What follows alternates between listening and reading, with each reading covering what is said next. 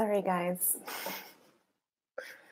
This is my first time doing this. I practiced and I should have practiced more.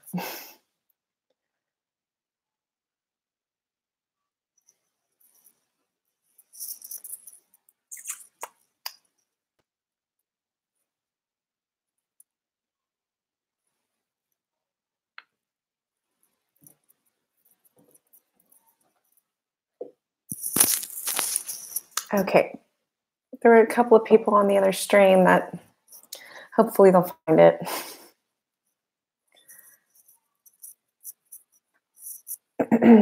Okay. We are going to do, hey, Rachel. Sorry about the confusion. I don't know what I'm doing on live streaming on my computer like I thought I did. I was gonna wait for a minute. There are like 5 other people on the other stream. So we'll just go ahead and start. Hello, and even looking at the camera, like, oh, this is so weird. I've got to look at the camera to look like I'm looking at you. Okay. So my name is Heather Portwood, and tonight we are going to go over part 2 of our autoimmune class. And if you're just starting, you can go back and look on the channel and find the class from last week and catch up. So tonight we are going to start with sleep, and that tends to be kind of a big issue with autoimmune.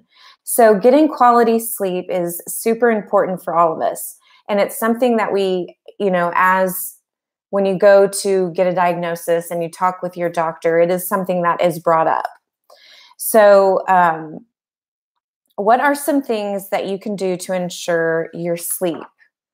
So consider, sorry, my battery. Consider putting a bedtime in place. I know that it may seem funny as an adult, but striving to go to bed at the same time every single night has been huge in my own personal life. I know I am a person who is a early to bed, early to rise. I am not a late night person, but having lots of babies, you kind of get thrown out of your sleep cycle. So I know personally, I feel a lot better when I can, I go to bed around 9 o'clock and I wake up, anywhere around 4:30 or 5. So studies that show that we sleep best when we have consistent bedtime each night, as well as when we sleep in a cool, dark place, dark room, eliminating sources of extra light that may keep you awake. Starting around 8 p.m., lots of people start, we have 6 children, so our routine starts at about 6:30, 6 o'clock bath, 6:30 to just kind of get everybody into bed at a good time for everyone. So getting everybody, starting around 8 p.m., turning off lights, anything that's kind of distracting. We turn our Wi-Fi off at night. So getting those things turned off, making sure that we have a little spot on our counter where phones go in there so nobody's taking phones to the bed. So consider also wearing if you are somebody who does work, like working from home is something that I do. So I do wear glasses, but I have several friends of mine who use the amber glasses that you put on, or the blue light glasses that kind of just get that bright color off the phone, or turning your dimmer on your phone so those bright lights aren't stimulating you before you go to bed. And then, of course, having an oil routine in place is really, really important. My kids get, a fourth of a tablet of MuPro. We don't really do it every single night, but I can tell when they need it, and then when they're okay and they're sleepy, and then just go to bed. I take MuPro. I used to be one of those people that was really big on it's Tylenol PM, Benadryl to go to sleep. And so AmiPro has really helped me. And then, your whatever your oil routine is. I put Tranquil a lot on the kids. I like Tranquil, lavender, Gentle Baby is another really good one. Cedarwood, whatever it is you like to put. We, put on the bottoms of our feet, on our chest, and then I load all the diffusers up at around 6:37. So we've got all that going. And then, of course, putting your favorite blend by your bedtime. I know sometimes a lot for me waking up at about, 2 o'clock, 3 o'clock, if you have your oils there by your bed, you can reapply them and help you to fall asleep, back asleep. Some people really like Sleep Essence. That's another supplement that we have. And it combines our essential oils with natural melatonin to help promote quality rest. So I know I have several friends that love Sleep Essence. So our next area is going to be nutrition.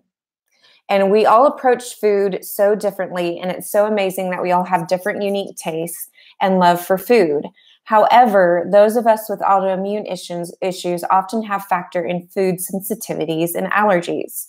So eating certain foods can increase inflammation in our bodies and therefore lead to a worsening of the symptoms. So this is just something really, you can Google what foods to avoid when you have autoimmune issues, and there's usually a list. The autoimmune protocol is an elimination diet where you remove all of the allergens from your system until your symptoms are gone, and then you slowly start reintroducing those foods back into your diet to see exactly which ones that you respond to in a negative way. So lots of people, when they start addressing the nutrition part, it will be a huge component to healing, because when you can find those, the things that you're eating that are stressors and that cause more of a body burden, then it really, really helps with healing. So that is a very beneficial thing to look at. And a lot of us nowadays, we have allergy food sensitivities, probably a big, huge part of the population. Next, we're going to go over embracing a free life and why it matters. So our environments are actually playing a bigger role in the rise of autoimmune disease and issues. These things that we're exposed to on a daily basis, airborne toxins, products we use on our skin, cleaners in our house, they can all play a huge role in our health. So if you haven't started embracing a chemical-free lifestyle, a good place to start is there's an app called the Think Dirty app. And, you can scan things in the store and it'll tell you, like on a scale, how toxic they are. It's really helpful, especially when you're first starting, to eliminate these things that you have been in the habit of buying for years. I know for a lot of us, it's been super easy just to replace things that I used to buy at Walgreens or CVS with, my Young Living order every month, our lotions, our shampoo, our toothpaste. We just really trust all those things and know that they're chemical free. So for those with autoimmune disease, it can be even more important to embrace this lifestyle, given how a big factor of environmental triggers are to our health and our wellness. We might as well do our best control with the parts of everyday environments that we can. So switching out the chemicals in our home, in our laundry, our dish soap, and reading the labels of things that we get. That was really probably the hardest transition for me when going over to this whole more natural, hey, Jamae, lifestyle, was just being aware of the chemicals and reading the labels. So once you are familiar with some of the top 5 bad ones, like sodium lauryl sulfate, propylene glycol. If that's in there, you just don't get it. So, but that it was kind of a learning curve. So I know for us, and especially having 2 children that are really sensitive more to respiratory type things, that eliminating all those products that I used to use just really helped the overall body burden that toxins have on our health. Also for immune and autoimmune things.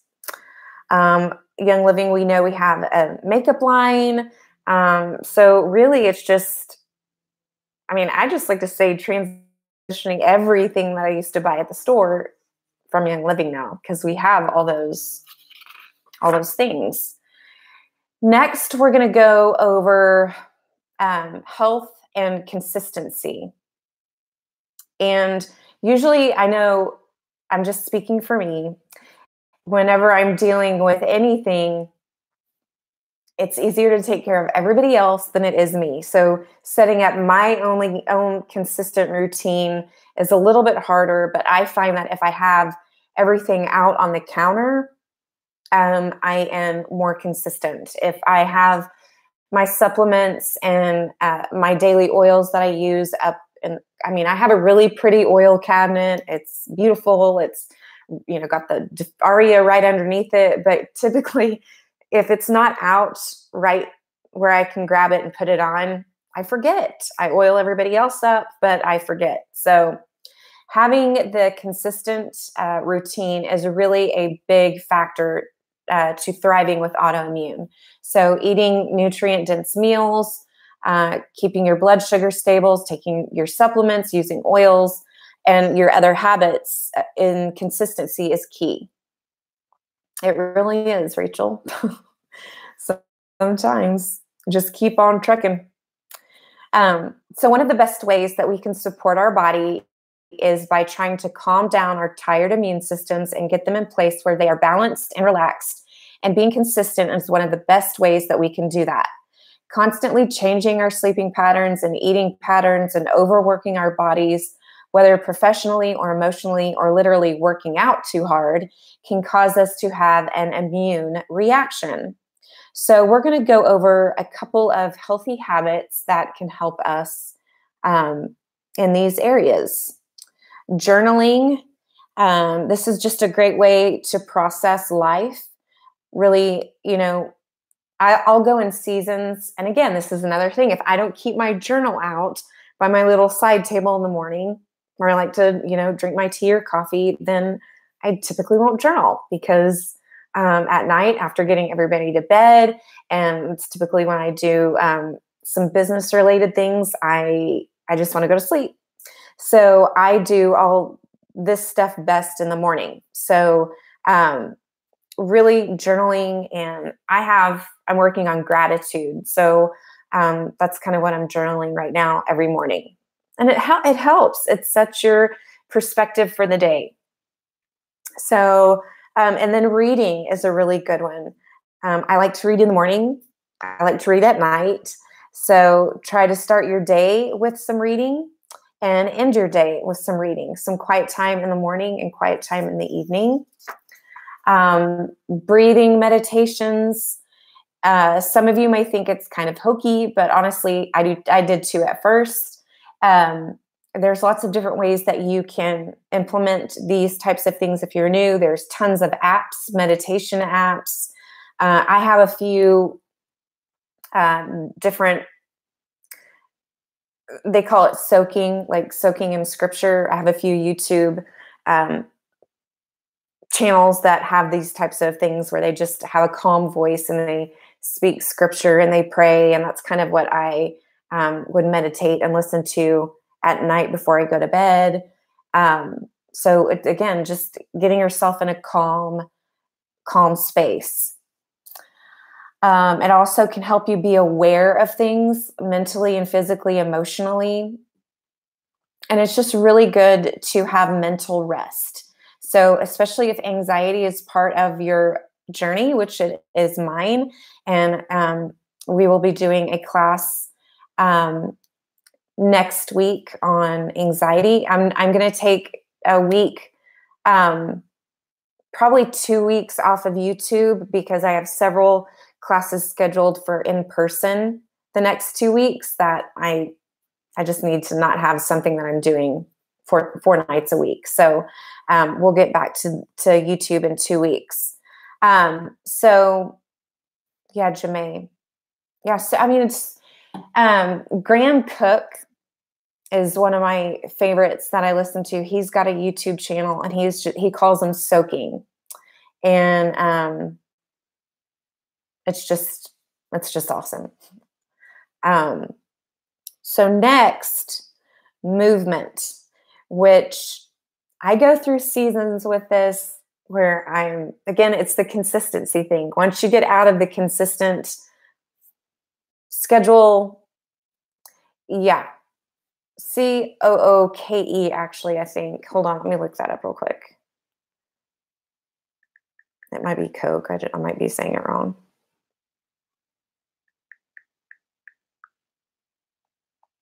Yeah, COOKE, Graham, COOKE. And he's got tons of series on his YouTube channel. He's got music. I was gonna find the one that I usually listen to. One that's really good is The Kindness of God, and then he's got one called The Night Soaking Meditation. It's really good. So I mean, I do that every night, every single night. So moving into movement. So I kind of hesitate to calling working out because it depends on the severity of your autoimmune issue and your symptoms. So working out can actually, for a lot of people, cause flares. Lots of people who have autoimmune disease find that they can't do high intensity workouts because it just exacerbates them. It's just exhausting and it really overworks their immune system. So I know personally for me, I do really well with walking on the treadmill or doing the bike at the gym or doing yoga is really great for me. Pilates is really great. Lots of stretching. And then low impact, like sometimes I'll do, the hand weights and things. But like if I try to do like a spin class or like CrossFit or something like that, besides not really enjoying it, it wipes me out. It just wipes me out. So I do better personally with things like that. Let's see. We also need to move both for the physical benefits and for the emotional and mental benefits as well that we know that movement brings. So most of the time when symptoms are in remission, people can do more high intensity types of workouts with no problem. But when they're experiencing a flare up, you need to make sure just to like pace yourself, again, do some walking, some stretching, some yoga, things like that. Okay, oils is our next one. We have something so tangible that can support every single body system in a natural way, thanks to our oils. So using them consistently is a major aid to our wellness. So let's go over, actually, we did go over those the other day. Let me bring those back up since we...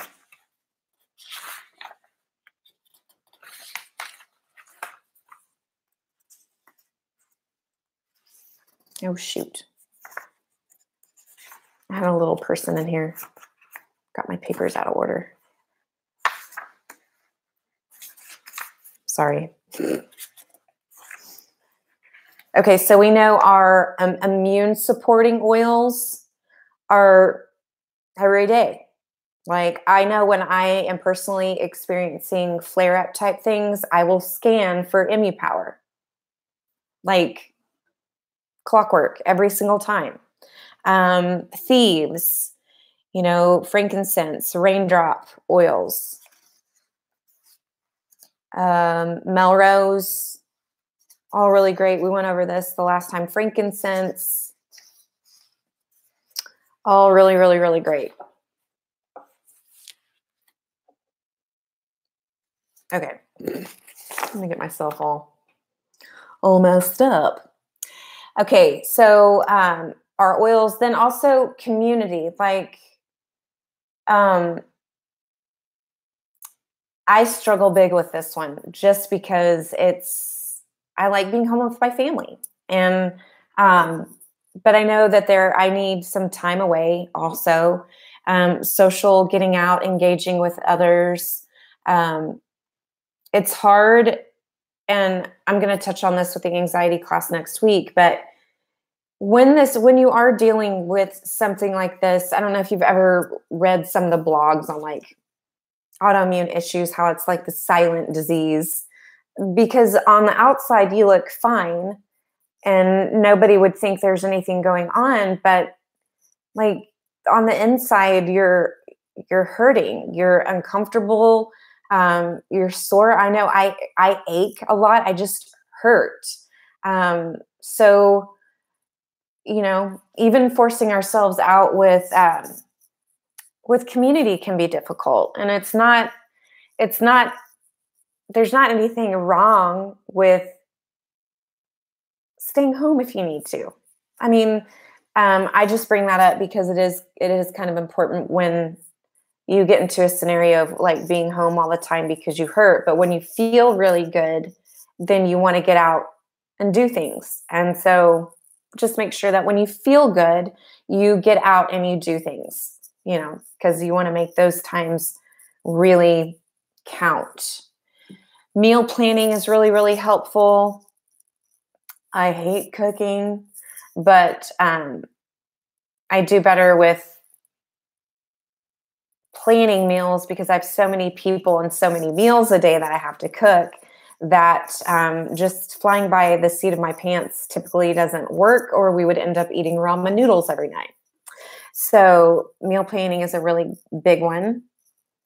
There's lots of resources, tons of things that you can Google as far as meal plans and things like that with autoimmune. Let's see here. Yes, meal planning. Ugh. So one of the most hardest parts, we're going to talk a little bit about socially supporting autoimmune. One of the hardest parts of navigating through an autoimmune journey is trying to help other people understand what you're going through when you really don't necessarily want to talk about it. It's not like you don't really want to sit there and, hey, Tanya, oh, you're good. So it's not, I don't know, you don't want to be, I don't know. This is kind of, you don't want to be the Debbie Downer and talk about your not feeling good all the time. But then it's also kind of like, sometimes people need to know that you just don't feel good, So it can be super confusing for loved ones to try to, understand, because you can feel great one day and then absolutely horrible the next day.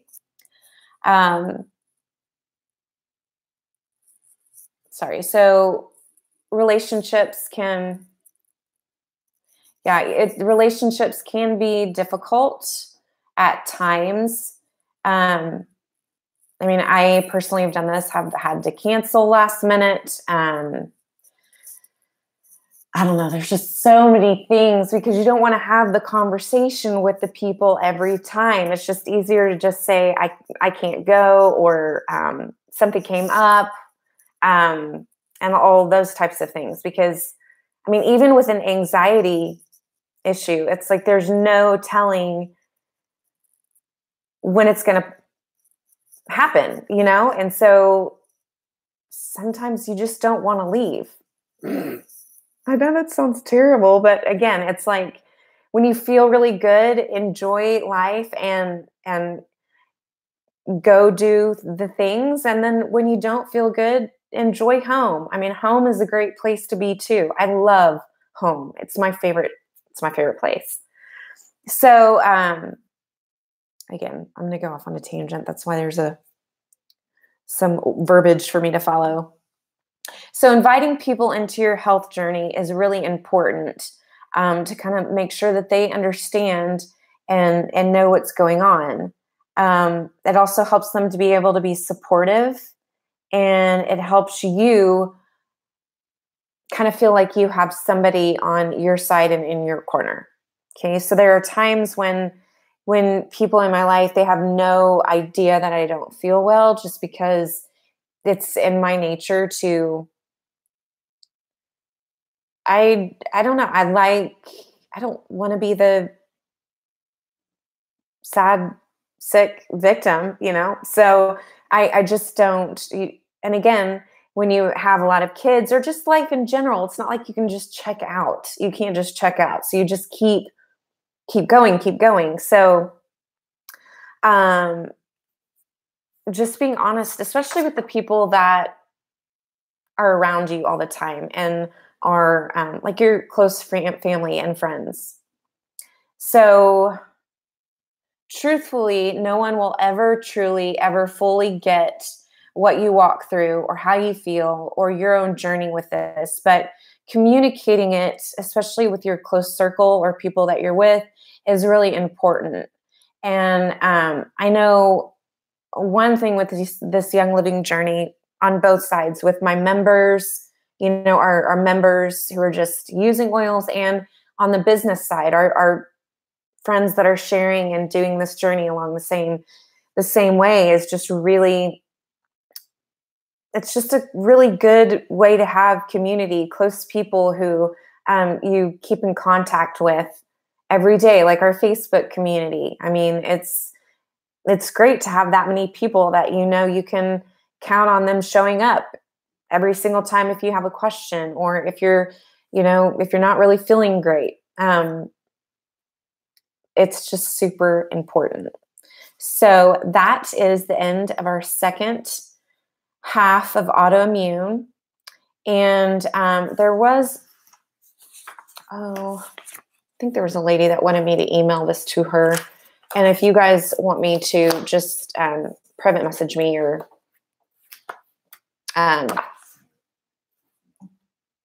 private message me, and I'll email it to you. And again, next week, if you didn't know, tomorrow we're doing the intro class. So if you guys have people that you're bringing to that would be awesome. And then the anxiety class that I'm doing next week, I'm trying it on Zoom first, just because it's super intimate and it's kind of my first time doing it. And I wanted to try it before just posting it, even though it's not like all of YouTube is watching my channel. I just would rather keep it in a personal space. And then we'll see about doing it again on YouTube. So thank you guys so much, and we will see you in a few weeks.